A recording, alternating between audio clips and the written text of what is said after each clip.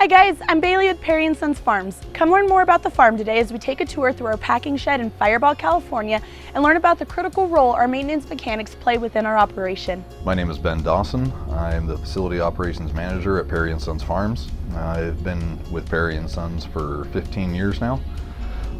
Typically my day-to-day is being able to check in with our maintenance personnel at our whichever facility we are active in at the time. Have a total of 9 maintenance personnel in Yerington, Nevada, and then also a total of 12 maintenance personnel in our Central California operation.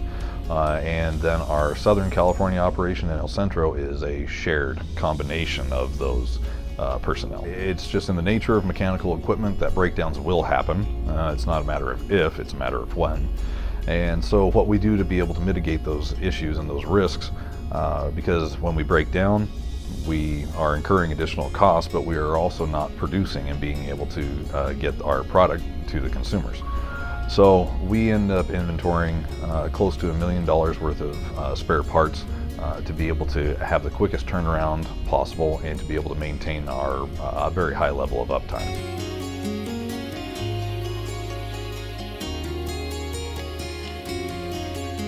Also, on one side of the facility we have our main packing line, and then on the other side of the facility we have the consumer packing area.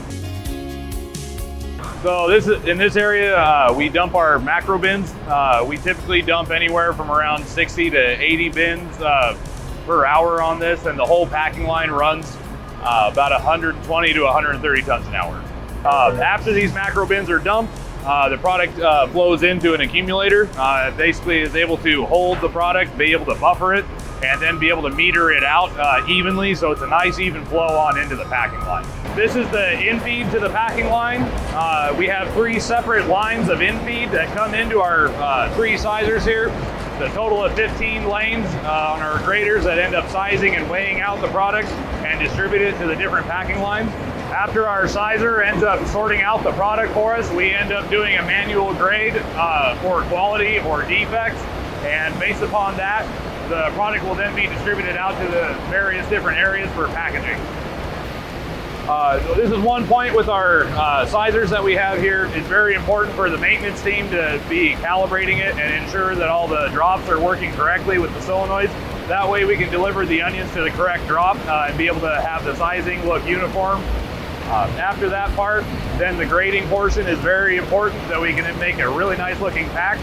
Once that product gets to our weighers, we have to make sure that the maintenance team maintains those weighers to a level to where they can be able to batch out the desired weights accordingly.